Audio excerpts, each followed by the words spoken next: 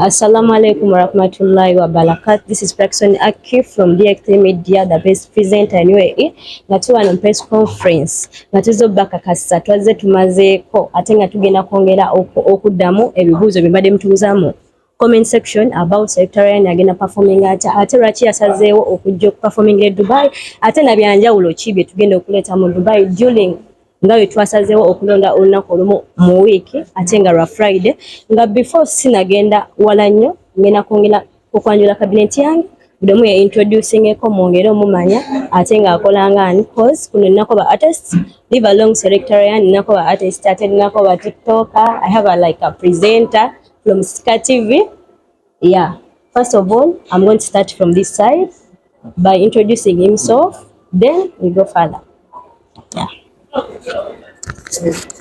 Yo, amanya nedowoozi wampita Dr. Wiki era nga ndi muyimbi asinziira Dubai. So it's a pleasure for me to be here on Just Get Paid show. Agenda taking a place in enaku z'omwezi mwenda. Actually it's like a day left, right? So tukunga abantu baffe mwenda mujje mutuwagire muwagire Selecta Ryan n'abategesi ba Ska TV mwenna. That's all I can say. So ebyange mubimanyi nti it's action. Mujje mulabe Dr. Wiki kyagenda obawa. That's all I can say, guys. Okay, our sister, I'm going to use that mic colleague. Introduce yourself. Selecta Ryan will be the last. Then you're going to jump from the other artist. Yeah. Okay. You're going to introduce yourself plus like introducing your TV, yeah? So like Ugandan people understand more about Okay.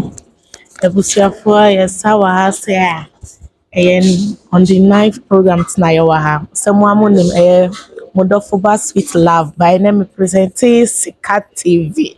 It's all about on the 9th program Just Got Paid. So Ebusiafua mumbra na yenji ene mwana support ye na yam. So Perry will be the last. Yeah man, this is a bad man who's around straight away coming for yeah man. Yeah, chakabinyo Selecta Ryan dede ina kubanga wa bomuziki anti kuzorang straight away mukimanyi. Nobody asigala wakamwe nange nakuzomezi mwenda ku lokutano saba mujje mu bungi jagala mujje mwena bakyali bange mujje mulabe kiki kyensobola okukola okuleka ebyo byemumanyidde mu kitegedde. So tuli wamu ne DX3 Media bakyali abo bakabinyo. Yeah man, Selecta Ryan guy wadala agenda bakuba omuziki mujje ku lokutano just one day, you know, mujje tunyumirwe mujje tukiringe bakyali bange mwena abawala abakabi mujje munyumirwe. So mujje tugenda bawe ekyakabi tugenda baswaza amaanyi ate mumanyi kuzoranks. Yeah man, bigambo bitono nnyo naye nga omutwe kali. Big up man, kyakabi nnyo. Yeah man. Amanya n'eddoboozi nze mba Sammy Travers nga olunaku just lugenda kuba lumu, not even full day. I think it's night, right? Yeah. Zigenda kuba saawa mmeka? Emisaawa 3 kitundu kya lunaku mujje tunyumirwe nange ngenda kubeerawo. That's great. Okay, lastly, we are going to highlight something from Selecta Ryan is going to introduce himself to you. Abana be Dubai people. Because yeah, how can I say he's a good DJ, he's a selector, but let me give him opportunity to introduce himself to you. Assalamu alaikum. Bagamba ki abana be Dubai, Selecta Ryan.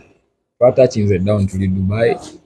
Selecta Ryan from Kampala, Uganda, representing from Great Vibes Entertainment. Yeah man, just pull up on 9th February. In fact, it's only hours. We're counting hours left, right? Yeah, you better hall up your friends, let them know we are at Venom Club, 9th February. So was this dress code is black and white. Just pull up for Great Vibes. Expect fire. Let's talk more music. That is it. Nothing left, right? DX3 Media. Okay, that's great because here I have to atenga kwe bali ku poster. Tugenda kubabuzayo obugamba abantu abategekedde ki. Then ate tudde wa Selecta Ryan. Yalwaki yalonze DX Media okola naye. Ate kikyagenda oleeta mu Dubai ekipya.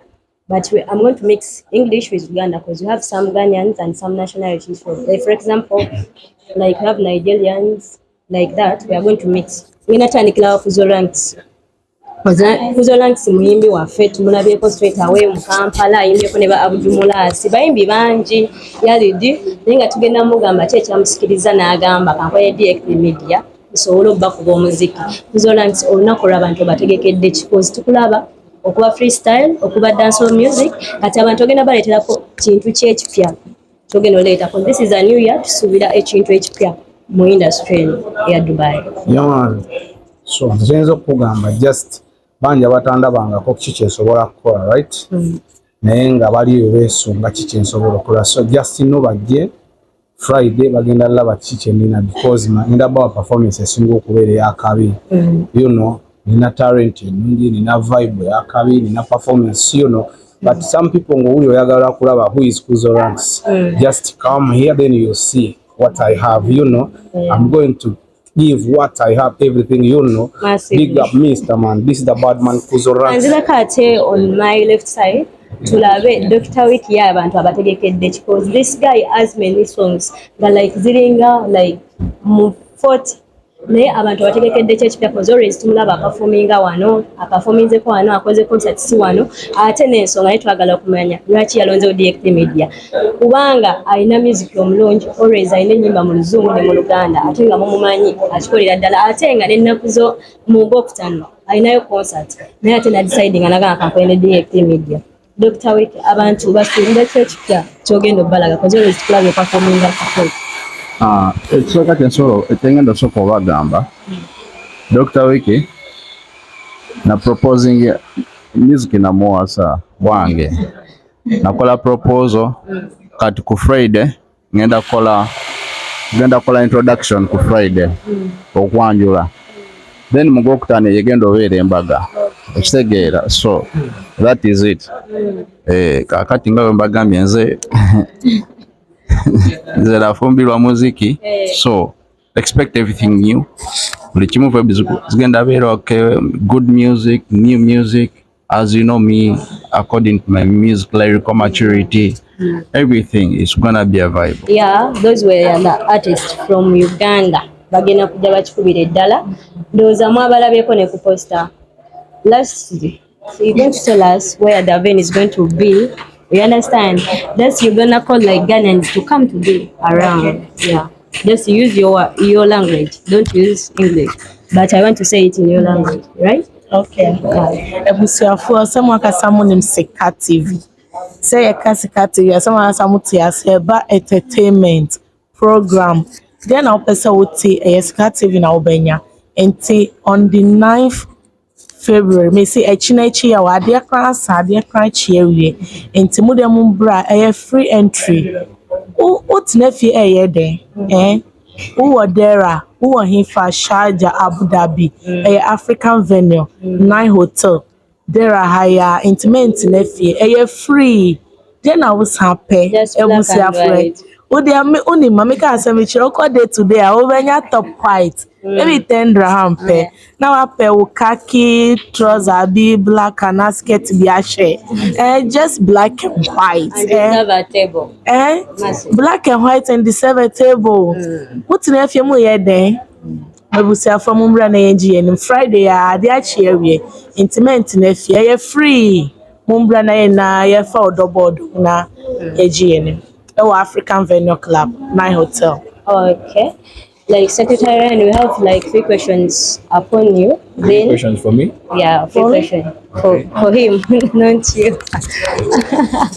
Selector, and you have 3 questions. What we need to bisatu betugenda okubuuza. Yeah. Because in Dubai, it's about the music industry. Because you already seen DJs like scratching what and what. But leave along DJs, you are called Selecta. Kati abantu basuubira kyekipya kyogenda okukola kubana balaki batakola like mu entertainment gyetulimu. Right now I'm seeing the bag amanti masturbation just chenjagala. I want them to pull up or I want them to come and February. Yeah. They are going to witness new talent. Nowadays me I'm a DJ and at the same time I'm a producer. So I want them to come and experience what we call real vibes, real music. And we're unleashing some new talent. It's a celebration of African music. It means we're going to play each and everything from Africa, right? Yeah. So Bana Uganda, bagala muzie mwena mwagire Selecta. Straight out of Kampala, Uganda. I tell you by the way, we got DJ Fly. DJ Fly had to be here, by the way. But he's sick by the way. Hey, my brother from Ghana. Yeah, I say. Sure, we shall link up. Okay. There's a more the Kagambia. But better pull up for great vibes. It's a free entry. Spin Jiggy Bagama. Let's talk more music.